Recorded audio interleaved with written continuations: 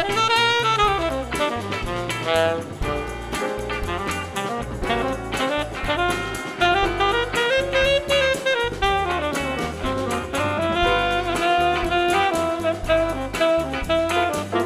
everyone, welcome to Spending Time.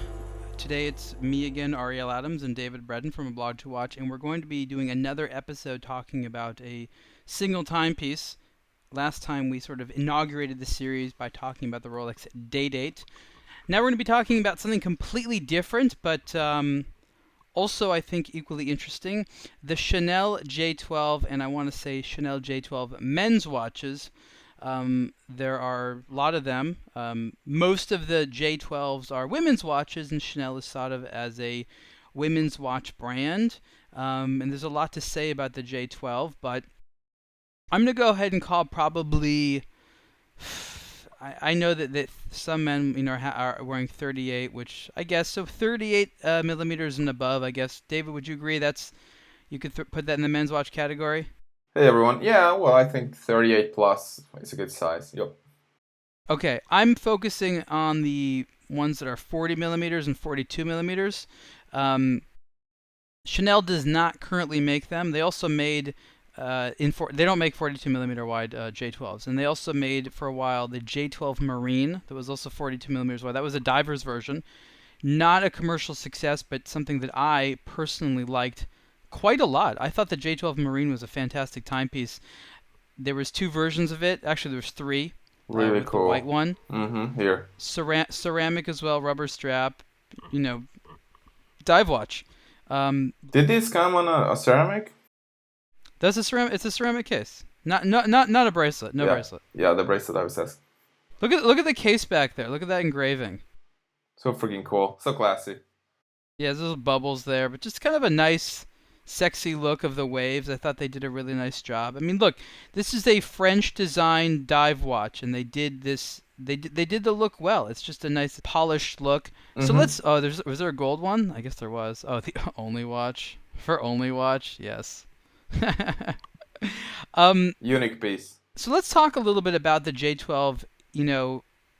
Just going back to the beginning, around the year 2000, Chanel decides to come out with a ceramic watch in black or white, and it revolutionized the market, in my opinion, because it really introduced the ceramic watch in a big way, in a modern way. Now, I think you and I will both agree that Chanel was, of course, not the first watch brand to have a ceramic watch. I think the brand that really got ceramic popular in watches was Rado back in the 1980s. They don't get as much credit, actually, as the J12 because Rado didn't sort of hit as mainstream success. David, why do you think that was? Why do you think Chanel was able to do something with the J12 in its popularity that Rado was never really able to do? Well, there are many reasons why one particular collection or one particular model can really just get more successful at times than an entire brand, another like a competitive brand. And here, for example, the J12 for some reason just hit a chord with the masses in a way that I think it was pre-Royal Oak, not chronologically, but in the sense that there was a time when if you were hip and if you had money, you would rock a J12 one way or another. So this is one of the reasons. I think it was recognizable. It was from a sexy major brand. People would know that you're wearing it, and that's what matters when you want to sell these watches in high volume. Not this particular Marine, but one of the more regular ones. So I remember when these watches first came out, they had the 42 millimeter wide version in black or white ceramic, and I remember it forced me, and I'm guessing a lot of other people, to ask themselves for the first time, as a guy, would I wear a white watch? Oh, the big questions of the early 2000s. Yes. Yes. Watch people problems. Would I wear it in white? I don't know. But it brought up a lot of discussions, and now we know that white watches on men are quite popular, but there was a lot of resistance to it. And of course I understand there was a lot of women wearing white watches. You wouldn't want to be mistaken for wearing a women's watch, even if it was a little bit bigger. And even in polished black ceramic, it had a little bit of a arguably feminine look. I like it, but I'm not going to deny it didn't have a little bit of a feminine look. Of course, where was the J12 the most popular? In places like Japan. Mm-hmm. And they love stuff like that, and probably if you want like the best selection of pre-owned J12s, Tokyo and the area around has got it, Oh yeah, absolutely. which is great, which is I think great. Um, so I never actually got a J12, even though I've worn a bunch of them. And Chanel has had three hands. It's had GMTs, chronographs for women. There was the moon phase. There's this crazy thing. There's ones on luxury NATO straps. There's all kinds of stuff that the J12 has had. And again, right now, Chanel has basically abandoned the men's. I think the largest one they make is the No, 38 millimeter. 41. No, there's 41. Is that? But that's the GMT. Which is the 41? Is it the chronograph? Yeah, the chronograph is the other 41. So Okay. these two are Yeah. 41. But these are not new models by any means. Yep. Um, Let's see in white. Hold on. Let me see in white what I have. what do you think? What do you think it was about the design? What did Chanel get right? Because when you look at it, you see something that today screams Chanel, but they borrowed a lot of elements. What is it that Chanel actually did with the J12? Well, I think for us to really determine that, let me pull up a picture of one of the standard like J12s. Oh, let's see, because it's easier to talk about it if you have something like this, right? Correct me if I'm wrong, but what did it have? I know there are multiple different options. That's the look. That's the look. I mean, what they basically did is they took an amalgamation of vintage sport watch aesthetics and they made it in ceramic with a dial that was Decidedly busy. Yep. distinctive, attractive, legible, distinctive. I think the dial, while sometimes it looks a little bit like an IKEA clock to me, is still very nice. Yeah, that's a good analogy. Yeah, I quite like this, to be honest. The bezel, they took off 60 there. They just made 0. Not the first time anyone's done that, but this is a decidedly designed product. Yep. And let's think about this for a second. This was at a time when all white or all black watches were not really or the rage or as common as they are today. So when these came out, people knew that you were wearing a Chanel because there were not that many watches that look like this, shiny and white all around the wrist, So maybe you had I don't really think you had white cases to begin with. But then you'd have this entirely like full white, all white watch or all black watch that at the same time was shiny. And that was this new look that made it really distinctive in my mind. Not just the indices or this or that detail, but rather this entire look. I agree for sure. And then it took several years, I believe. I'm trying to think about how many years it took because you started to see much less expensive brands come out with their own copies. Mm-hmm. But it took a while. Yeah, a long while. Because all the sort of Asian manufacturing that a lot of the lower end watches would rely on, they weren't set up to produce these ceramic parts. Yep. Like this requires, I'm not saying that the zirconium oxide that's used for this is uncommon or very difficult to make, but you need to have certain machinery to do it. You have to machine it for watch parts. You have to polish it correctly. Like there's a whole industry that Chanel sort of tried to kickstart as a result of this being popular. And lo and behold, what has happened, now close to 20 years after the J12, we've seen ceramic enter the watch industry like no one's business. Oh yeah, it's huge today. What was ceramic before the J12 other than Rado and some very, very niche stuff here and there? Nothing other than those. Not much. Honestly, I don't think there were pretty much anything. Yeah, not even bezels. I mean, ceramic bezels have been around for like 10 years now or something like that when they started happening, and now you can find them on some pretty cheap watches. Actually, it only started 1 or 2 years ago that you started seeing ceramic bezels. I distinctly remember like last year and this year at Bezel, oh, here's a Tissot or this and that with a ceramic bezel for like $400 or $500. But even a couple of years ago, this was definitely just 4-figure price category, easy.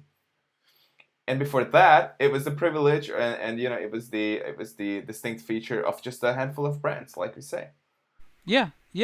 So I think that Chanel also asked a lot of guys to ask themselves the question of, do I want to purchase a watch from a fashion brand? Like, do I want to get a men's watch from a fashion brand? Because until this point, it's not that it was unavailable and they existed, but you didn't really have fashion houses having too many of their own watch designs. You had known watch brands making watches for fashion houses, but you didn't have a Mm-hmm. lot of fashion houses having their own stuff. And now today that's very, very different. But Chanel, of course, they had been making women's watches, I think, since the late 80s. I don't remember, but I believe so. The Premier was a very popular one. And this, again, I think they were relatively new to men's watch, but this really pushed up the price. These were mechanical watches. These, had a lot more going on. I'm not saying they radically pushed up the price, but they started to show this several $1,000 plus segment for fashion house watches where they can make their own. That I think until this point was maybe slowly starting to simmer, but there wasn't a lot of it. I don't think that the Ralph Lauren watch brand would have existed if it wasn't for Chanel. Is one thing that I'm trying to say. That's a very good point, actually. Yep, I agree entirely. But and here's the other thing: like there have been some fashion brands that ventured into making watches to different extents. Chanel is pretty much into it with their materials. Bulgari is really into it with its own case manufacturer, movement manufacturer, and so on. And you can see here like a few little elements that really say like, hey, we want to be there with the big ones, like certified chronometer spelled out on the dial of a Chanel J12 chronograph that I'm looking at it right here. I think that's interesting. I quite like this when a brand starts to like push its own limits a little bit, think out of the box a little bit. And sometimes you actually get more value for with one of these watches than you would get elsewhere. If you think about the materials and them trying so freaking hard to prove that they can make a watch, that they end up actually making a better watch sometimes than some of the big brands who are just super comfortable in their position, and then they remove the chronometer certification because it costs money, and they make cheaper cases or bracelets and so on, and then you go to one of these brands like Bulgari and Chanel and you can get a ton of watch, and it takes them some halo products for the recognition to really build up, which is really strange when you think about how people are not actually buying the halo products. The same goes for Bulgari, where they are making these Octofinissimos and all these watches that get deservedly good reception overall. But the main products, the Octo chronograph that I reviewed and a bunch of other watches that they make, have really been spot on. And the same goes for Chanel. We will look at some of the halo products to see how that affected overall their reputation in watch loving circles. So I'm looking at Chanel's website right now, and they still produce a lot of different J12s. I don't know that a lot of the innovation that I have seen in the past exists in the collection now, but I will say that this is not a one-trick pony. Chanel has been able to introduce like the chromatic material, which is a mixture of ceramic and titanium that was this cool gray color. A lot of different interesting types of themes on the watch. I think that they have, while maybe been a little bit lax in the last few years because the market is very unstable and nobody really knows what's going to sell where. The J12 collection has seen interesting stuff. Do you remember the one that was the two-tone one, which was the chronograph, the Superleggera one? They had aluminum and ceramic. Let's see. Super Leggero, I love that name. Let's see. Oh, I didn't even remember this. Yeah. I had no idea, honestly. That's really cool. You know your J12s much better than I do, that's for sure. You're a fan. But yeah, this is pretty cool. I like this. What was the movement in this? I think they were Eddas. Really? Yeah, just Eddas automatics. It's a simple system. Yeah, interesting. Now, okay, so let me ask you now. We talked about this a little bit in the beginning of the call. Is the J12 now an icon? It came out in 2000. I verified that. 18 years on now. Would you say that this is a design icon? Does this design change something? Yeah, I don't like the word icon because it's so overused, but here I think it can be applied for once. Yeah. I think I hate that word, but yes. yeah, because here it applies, but people use it all over the place. Like everything is an icon. And, I go on Facebook and see the brand's communications and an icon here, an icon there, and I'm like, just shut up about it. But Oh, here you're absolutely okay, you're right. There are a lot of people that have no respect for the language, okay? I get that. But us, we're a little bit more restrained in our usage of these terms. I don't throw around the word icon. Yeah, I know. I'm not blaming you. I'm blaming the brand. So, sorry, I just had to vent it a little bit, but I do agree It's okay. to answer your question that yeah, this is an iconic design for sure. Not So this let's one, but talk the about J12. my least favorite one. Least favorite. I Okay. I got into trouble with Chanel. They were angry at Ooh. me. What was Yeah, this? What was that? Okay, so there was a really crazy one. Now you have to realize that Chanel and APRP have always had a close relationship, and that is the company owned by Audemars Piguet that produces a lot of very high-end, complicated stuff. In APRP, formerly Renault and Poppy, what they did for a while is they came up with these crazy concepts for movements, and then they would try to sell it to a brand. They'd be like, "Hey, do you want this? Do you want this? I created this crazy movement. You want me to build it for you? Oh, it'll be like $2 million." with like a beige trench coat on the streets. So they came out with this one, and okay, what is the name of the watch? The Tourbillon. What is the name of it? It's the mysterious. They just call it the J12 RMT, but it's like Retrograde Minute Tourbillon. Is that what it is? Mysterious. Yeah, Mysterious. Oh, tourbillon. I'm sorry. Well, it also was Retrograde Minute. So the premise of this watch was, what if your watch had a touch screen like a phone? I swear to God, this is what Giulio Papi said at the time when this thing came out. This was around 2010 or so. And he came up with this funky thing where the crown, you pushed it in and then it released itself right through the dial. There was no crown on the side. It popped up, and that was your crown. And then it had these like hidden buttons in the bezel. Like some of them would push down, others wouldn't, that you used to set certain things. And the crown blocked the minute hand. And so the minute hand wasn't a traditional minute hand. It was a retrograde minute hand. But it didn't read differently, so there was this other part of the dial that would tell you the time when the minute hand couldn't go through the part that would normally go through, if not for the fact that a crown was stuck through the dial. You're narrating this the exact right way, because I'm seeing here the video. Yeah, exactly. Go on. And it has a tourbillon, and it was pretty big. For good measure. And it was, how much was it? It was like 200-something thousand. We'll just make up a number. It was a lot. It was a lot. It was 47 millimeters wide. And it was look, it was marvelous for what it was, but it was just pure insanity. In the future, when people look at this stuff, like, they'll understand those little musical bird boxes, you know what I mean? Where there's like a little mechanical bird that sings. And in the future, people are like, why? What? They'll understand those way before they'll understand this thing, right? I can just imagine someone in 2075 looking at this and like, what? and you know, the way these things work, what people need to understand is that the way these things work, if you press the wrong button at the wrong time, the whole thing just explodes usually. Oh yeah. There's so many ways of breaking movements like that, and not all these movements from this generation. And I'm not saying this specific movement. I'm just saying movements that were produced in this era of watchmaking during these years where things were so hot. These are complicated machines that require a lot of engineering. And let's just say some of them were rushed and never really worked. And basically, because the watches are so expensive and the owners wore them so infrequently, they would just be like, you know what? When it breaks, we'll just fix it. Yeah. Or we'll fix it after the fact. They do that sometimes. They knew they were shipping broken movements. And again, I'm not saying that this is the case in this particular J12, but maybe from the same factory. So they would like literally fix them after the fact.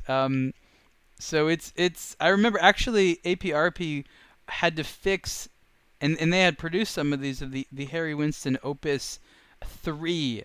The one that was produced by Vianney Halter, or designed by Vianney Halter, and it came out 7 years late because it took that long for them to get the movement to work. And I love telling that story because it's not something that you'd ever guess, and it's very telling of a certain time period of the watch industry, and still part of the watch industry. But anyways, so the J12 RMT limited edition, there's a handful of these things on the planet.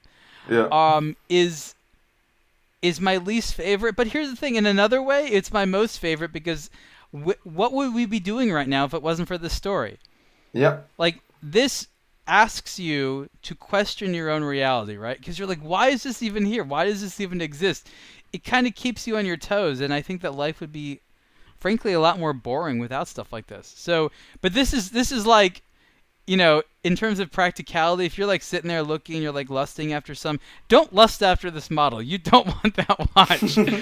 For 200 and something thousand dollars, there's a lot of other things that I think you could do better. It's a great story piece, and it's a great piece of Chanel's history. I love they did.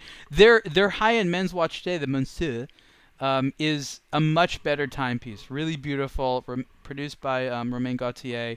It's a really nice watch. They did a good job. It doesn't have a weird, crazy crown system or anything like that. Oh, it actually had 10 days of power reserve. How about that? That's like a little consolation prize. That's all. Maybe it that's all doesn't that is. break on any of those 10 days. Yeah, I want to know how accurate it was, though. Okay, along that 10-day period, Imagine. it's like 18 minutes off. Oh, at the yeah. end of the several days. Okay, we're just being mean to it. Chanel, I love you. That watch was weird. Moving on. So there's a certain model that I've been looking at that I've been interested in. It's the matte version. And so what Chanel did is they realized, they're like, wait a minute, this polished black ceramic watch, in addition to some people accusing of looking like plastic, which it does from afar, unless you touch it and hold it, and you're like, no, this is not plastic at all. But the idea was that the glossy black was too feminine, so they tried to make it matte. And the problem, what in your opinion was the problem with that? What was the problem of the matte finish on the black ceramic case? Because Chanel did produce some models like that. Well, I don't know what, the problem was. My problem with it is that it looks like rubber. So for me, when some people say that, shiny ceramic looks like plastic, I cannot see shiny ceramic to be like plastic. People keep saying that, and I'm just like, for me, it looks like ceramic. Because you know what that is. It's for people that have never handled shiny ceramic. Oh, well, all right. But, I just, honestly, I just can't see it like that. But if I see this, I know it's a Chanel and whatever. I was looking at the pictures of this particular watch when we started talking. I just found it. And I thought to myself, is that real? Or is that fake? Or is that rubber? Because sometimes, these bracelets are rubberized. And this matte thing totally looks like a rubberized bracelet to me. So you're right. Yeah. You hit on to what I was going to say. For you it looks like rubber. For other people it can look like something else. The bottom line is it looks like something that isn't black ceramic. It looks like something cheap. And they were like, wait a minute, even though this is not cheap, it looks not cheap as we want. Yeah, exactly. This looks cheap to me, and I understand it's difficult to do it. Usually when I say I understand, I do understand. Here, I get it. Maybe I don't even understand how difficult it is to make ceramic matte with this sort of detail and stuff like that. But here, it just doesn't look expensive to me at all. Not at all. So that's the thing. So Chanel found themselves in this predicament because the one that was shiny and looked quote unquote better is okay, a little feminine, and the one that looks a little bit more masculine is okay, a little bit cheap looking. And look, I've seen this more recently, and over the years my perception has changed. But at the time when they first came out, dun dun dun, uh-oh. So even though the Chanel J12 is, in my opinion, an extremely successful collection, for men, it never really hit its stride, even though I still think it's a great... It was also not cheap at all. Oh, I bet. It had there was quartz versions, of course, for women. I don't know that any of the men's versions or the per se men's versions were produced with quartz movements. Maybe the 38, I'm not sure. Definitely smaller ones were. But these had ETA movements. They weren't fantastically complex, but they were robust and reliable. But the retail prices from I don't know. Here, 6,600 for the GMT. Okay, 6,600 for the GMT. I mean, it's a lot. What does an Omega GMT cost you? I don't think that even I think that's the price of a Planet Ocean GMT. Yeah, it's up there. Yeah. And I'm sorry, I think the Planet Ocean for a watch guy is a little bit more of a GMT. Yeah, exactly. You can get a variant if you like sort of a French Parisian style design. You can get a nice, beautiful GMT from Bell and Ross. Oh yeah. For $3,500 for like a really nice Or one. And even Sin, then, or Oris, people or complain they were whatever. paying a lot. Yeah. So Chanel always had a pricing issue, in my opinion. Look, it's Chanel. I'm not here to tell Chanel what Chanel needs to charge. That's none of my business. No. But I think that watch lovers spoke with their wallets a little bit and said, you know what, Chanel, we like what you're doing, but like you're not giving us the type of value that we think we're looking for or deserve. Yeah, so 7,800 for a Planet Ocean GMT. So about $1,000 more in reality, but you know, you get coaxial movement and all this kind of stuff, while in the Chanel you have possibly a chronometer era, I guess, something like that. Well, look, if you want just that same movement, I hate to be one of these guys talking about it because I think it's actually the wrong way of approaching something like this. Yeah, but I mean, you can get that same movement in like like a Longines or a series of Swatch Group brand models in the 2000 range, even less. Mm-hmm. Yeah, yeah, obviously there's more to it than that. We both know that very well, and people should understand that you are also paying for the brand, you're paying for cool materials, for design, etc. and so on. But you're right, yeah, this is for, when you get a high-end, a mega in-house movement for $1,000 more, then that means for 6 and 6, that's a lot for one of these. Yeah, for sure. I'm trying to think if there's anything else about the J12. I mean, again, there are some exceptional models here. They did a couple of special ones with Audemars Piguet movements in there. There's a whole series of really spectacular jewelry ones for women. I'm trying to think if there's any sort of jewelry ones for men. Maybe there are. Check this out. Oh, you found something. J12 Flying Tourbillon for $1,185,000. Numbered limited edition. Check this out. Restricted to 50 pieces. They have to be restricted. Like, people go to work at Chanel and they're like, no, we want to make more of this. And no, they are restricting it. You know, but here's the thing. Look at this. The vast majority of the time, yeah, they would never even have the price. They'd be like, price on request. That they had $1 million price. It's a ballsy thing. Yeah. Now okay, look, let's be honest, okay? I'm very happy that they decided to put a flying tourbillon on a women's watch. That's very open-minded of Chanel. But what are we looking at here that's that much money? Is that USD? Like, what is that? Yeah, well, it is. But I found one for price on request. Here's what you wanted, Ariel. This is a full... That looks like Jacob and Company would charge $1 million for that. Yeah. But if the other one is $1 million, what is this going to cost? Is this the $5 billion? $5 million, something like that. No, $5 billion, David. This is Chanel we're talking about. Dream big. Hold on, because all right, let's explain what we're looking at here for our avid listeners. Wait, we saw in Luxury Bazaar. What we're looking at here is the Chanel J12 Flying Tourbillon H38 for 6.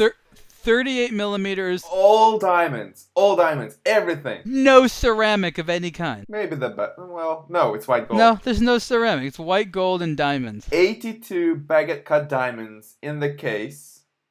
502 baguette cut diamonds in the strap, which is a bracelet, but 500 baguette cut diamonds, 32 carats. Even the crown has a diamond. The dial is full pavé diamond with 200 baguettes. It's absolutely insanity. And the tourbillon cage looks as though it was designed for a very, very fashionable 11-year-old girl. Yeah, because it has a diamond set star over the tourbillon. There's just a star. It's like a little spinning star. Like, this is... If there's a little 11-year-old girl in your life whose eyes are definitely bigger than her budget by far, show her this. And wait, this one's a deal. This was a deal. It's just under 700,000. Just under 700,000. On Luxury Bazaar. This is for the Chanel J12 H3846, the watch we are talking about. So passionately. Online at retail price was $987,000. How is this $987,000 when the other one is Chanel's own website misleading us? Or what's happening here? Seriously. How could this be? Right? Because the other one you saw is 1.185 million. That's for sure. That can't be right. I guess it's mistaken. Yeah, that can be right. That's a hilarious, like, problematic price. Hold on.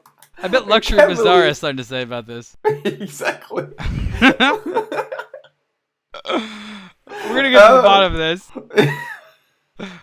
We're doing God's work here. Here we go. Only 100 and original price 139,000. So maybe That's it's a a hell of zero a off. spread. It's a zero off. It's a full zero off. Who's making that like extra $850,000 on this? Who's taking? Someone at Chanel's really trying to skim off the top, but they have no idea how to do this appropriately. Chanel says God knows how many thousands and thousands of watches every day. Someone who set this website up is looking for that one sale. When this one comes through, just go through the system. He takes off the 860,000 or whatever it is. The watch gets sells, and he just, he puts that on his own personal bank account in the Bahamas or something like that. But imagine this. Imagine how good you would feel if you spent 1.185 million, and Chanel's like, "Whoops, we're so sorry, sir. We're going to refund over $800,000 and give you a free dress." Bag. I don't know. Yeah, a dress and a bag. We're so sorry. Thank you so much. Enjoy your watch. Oh, so the black one is price on request only. That's a bummer. Man, they just don't know what's going on. It's like a tease over there. So are they still selling the Mysterious? The tourbillon that we just talked about? It's still totally on their website. On their Hong Kong website, mind you. It's on the US one as well. I mean, I like that actually. Most of the watch brands, and this infuriates watch lovers, you go to their website, you look for a model, and if it's not made anymore, it's not even on their website. It's like it doesn't exist. It's like they don't want to acknowledge it. They deny it, yeah. Alright, so this is a pretty good price for this J12. I think we found the most expensive J12 at $987,000 retail. That's an actual retail and not a typo on Chanel's site. So this one with about 800 diamonds on it is possibly the most over the top. Okay, but here's the thing. Is it a J12 without any ceramic? I like how you sound like sad about it. I don't believe it's a J12. It's a farce. Well, you can buy all of them and remove them from the market. That's the only solution, Ariel. That's the solution. Okay, so let's try to come full circle here with the Chanel J12. Yes. I still want to wear one, but I don't have one yet. I don't think are particularly sold, but you appreciate it and the stories that come with it. I do. Yeah, I do. I admire Chanel for this. I personally have no problem whatsoever wearing a watch from a brand primarily associated with women. And there is a benefit to it, and I've mentioned this to you, and I will mention this to the audience. The benefit is that many watch lovers wear high-end watches with at least a desire for some attention. And I think if you're a heterosexual male, one of the things you are looking for attention for is from women. And guys oftentimes get disappointed because they have some fancy watch. They put a bunch of time and effort into like researching it and finding it. They're strutting around with it, and like women aren't saying anything or even noticing it. Or they have some other watch which is a lot more basic. They got maybe more compliments. Oh, yeah. If you wear a watch from a brand that women themselves really like, they're going to notice it a lot faster than some obscure, men's watch brand. Totally. Yeah. So if you are looking for female attention, that happens to be where you are in your life, wearing a Chanel watch is not the worst thing you could do.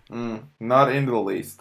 It's actually a pretty good idea. Just a thought. Okay, everyone, that has been the spending time discussion of the Chanel J12 for men and a little bit for women as well. And if you want to have us chat about specific watch models, we've got a long list of different watches that we have a lot of stories about and a lot of things to say about. But we are curious to know what you as the audience are interested in. You can reach out to us either on aBlogtoWatch or comment on the YouTube video if it's a podcast. Find one of those other ways of contacting us, and we'll talk to you next time. Thanks. Thanks, everyone. Bye.